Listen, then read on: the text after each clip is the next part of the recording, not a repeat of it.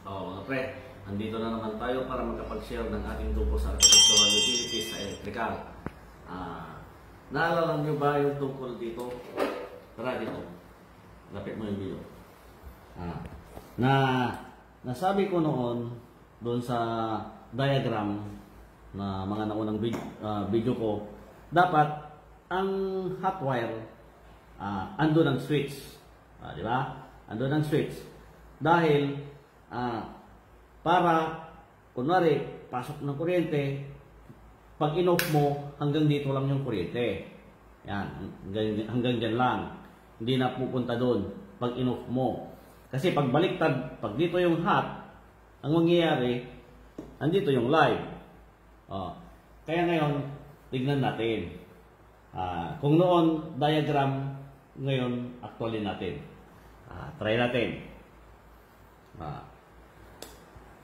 Naalala nyo na dapat yung gold doon, yung kulay gold, tapos ito silver, dapat yung gold doon nakadikit ang hot. Kaya pag titignan nyo, kung yan, yung gold, tapos doon, andyan yung pagkagabitan ng hot, dito na part. Yan. Kaya ito yung hot. Pasok natin yung hot.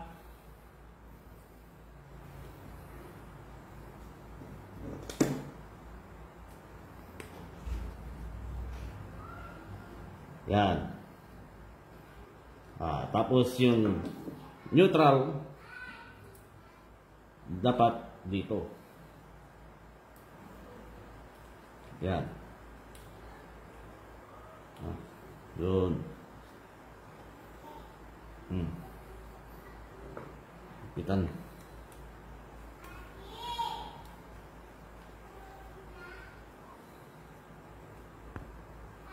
Yan. Ayan. Tapos na. Ngayon, doon sa video ko noon, doon sa diagram, na-discuss ko doon, na ang switch dapat doon ang hot. Para pag pinatay mo, yan, pinatay mo ganyan, hanggang dyan lang yung live. Hindi natutuloy doon. Yan. Kasi pag baliktad, kunyari ito yung hot, yung black, kahit patayin mo man yan, kunyari nakapatay na ganyan, live pa rin yan hanggang doon. Yan. Tapos, ang kinadikitan niya, yung silver. Yung silver na yan. Live din yan. Kaya pag nakapasok to, yan, madikit mo lang na ganyan, live na yan. Pag nahawakan mo yan, delikado. Lalo na pag may bakal ka sa katawan, o kaya nakaapak ka sa ground, na walang tsinelas. Yun, kuryente ka doon. Kaya, safe pag andito sa switch. Ngayon, tignan natin. Actualin natin ang mga yun. Isaksak ko. Pero hanapin muna natin ang hot. Tignan natin. Sa pamamagitan ng tester na to. Wala. Ibig sabihin, ito yung black dapat. Ito yung neutral. Yun, live ito. Yan, balik na rin natin. Saan ba yung red? Yan. Red. Ulitin ko nga. Ito yung red eh. Yun. Red. Yan, red. Yung live dyan, naka-off. Pwede natin gamitin itong tester na ito.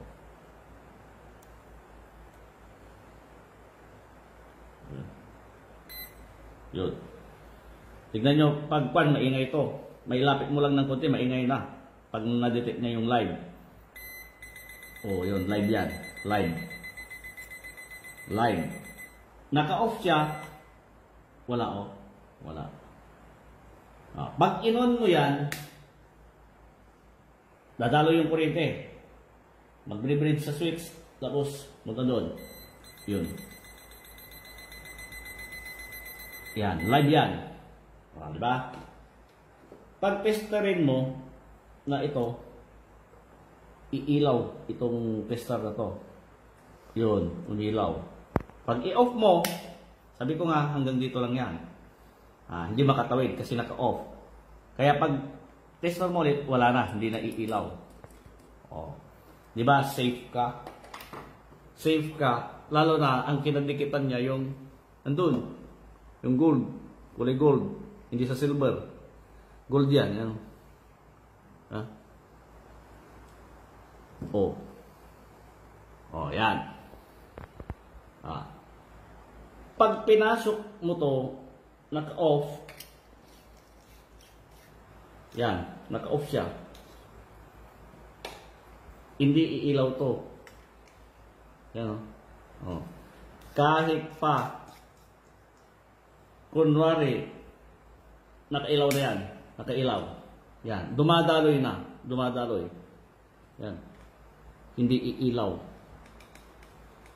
Oh, hindi ka na makukuryente kasi continuous na yung flow. Maliban kung kinat mo tapos hinawakan mo yung kabila, yun, kuryente ka. Magsisiris ka dito sa bumbilya na to. Ayan hindi ilaw. Dito yung light sa switch. Ngayon, balik ta rin naman natin ngayon. Off ko. Balik ta rin natin. Ito yung live, ibaliktad ko na ganyan. Kung mapupunta doon na yung black. Yan o, testarin natin. Yung black ngayon ang live. Black, di ba? O, yun o, may ilaw yung... Nakikita ba dyan sa video? O, yan o. May ilaw. Itong red, linya ng red, wala. O, di ba?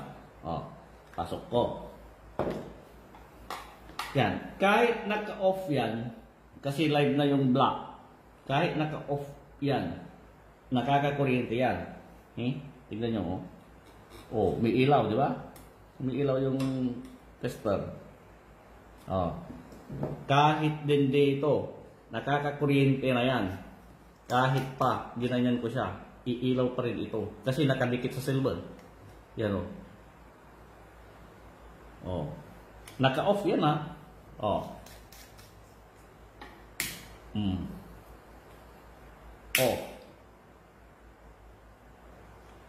Umiilaw. Nakakakuryente yan. Di ba? Sabi ng code sa book, dapat ang live nasa switch. Kaya ibalik natin. Balik natin. Yung red dapat sa hot. Ano ba? Ito ba yun? Yun. Yan. Yung red, dapat nasa hot. Linya ng red, ito yun, dapat nasa hot. Yan. Linya ng red, dapat hot. Yan o. Yung black, ito na yung tama na wiring. Yan. Di ba? Pag naka-off, wala. Hindi ka magkukuryente. Hindi ilaw to. Hindi ilaw. Pag inon ko, yan, live na yan. Pero nasa loob to nasa loob ng ceiling. Di ba? Yung mga bumbilya nasa loob ng ceiling itong wire na part ito. Di ba? Ngayon, pag testerin mo, pagdating dito, tignan nyo hindi iilaw to kasi andito yung hot sa may switch. Yan. Return na to kasi. Tingnan nyo, hindi iilaw. Tingnan nyo yung tester. Hindi iilaw. Hindi nakakakuryente yan. Kahit nakailaw. Hindi may ilaw to eh. Di ba? Ngayon, tignan nyo ang pagkakaiba. Balik pa rin ko.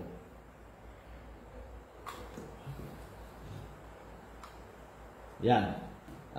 Ang hot ngayon, yung black. Yan umiilaw yung sa linya ng black. Doon ko rin testa rin. Ano yan? Iilaw din to. Ayan Kikita ba? Yan. Ngayon, pag testa rin nyo dito, kasi tulak na yan i-return na yung red. Pag tinester mo, iilaw na to ngayon. Hindi kagaya kanina. Di ba? Umiilaw na ngayon. Yan Yan. Kahit, kunwari, ikutin ko to, patay na. i-off ko pa. Nakakakurente pa rin yan. Tingnan nyo. Oh, may ilaw pa rin. Kasi baliktad. Oh, di ba? Sabi ko nga, dapat ang switch doon ang hot. Eh ngayon, binaliktad natin yung black, siya yung hot. Ayan, may ilaw yung tester. Ayan, oh. Oh. Kaya, hindi safe ito. Oh, tingnan nyo, kahit nakapatay na, ibig sabihin yan, pag nahawakan mo yan, kurente ka dyan. Kahit naka-off pa, off na yan, oh. Oh. Ngayon, baliktarin ko. Balik ko ulit. Yan. I-on natin. Return na yan ngayon. Tignan nyo.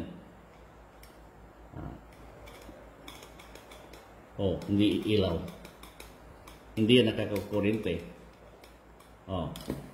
Iikot ko. Hindi pa rin iilaw.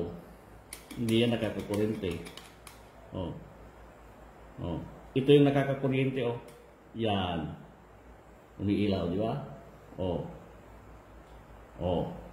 Yan. Tapos, wiring nito, gaya ng sabi ko, yung red na kung saan nasan yung switch, o kaya yung red hot wire na kung saan nasaan yung switch, dapat doon nakadikit sa, naka-screw sa may kulay gold. Yung kulay gold na yan, ito yun. Yun. Yun na niya. Oh. Ito yun ha. Yan oh. Oh. Tapos ito namang black, itong silver. Oh. Ngayon, tingnan nyo. Alin ang mas madaling mahawakan kung sakali? Di ba yung silver? Tingnan nyo yung silver. Oh. Kasi tama yung wiring. Yan. Oh. Yung gold, hawakan ko yung gold. Mahirap hawakan yung gold, di ba? Nasa loob. Hindi mo basta-basta. Hindi mahirap madisgrasya kasi nasa loob yung line. Kumpara sa silver na madaling mahawakan, maganyan mo lang. Talagang kurinti ka daw.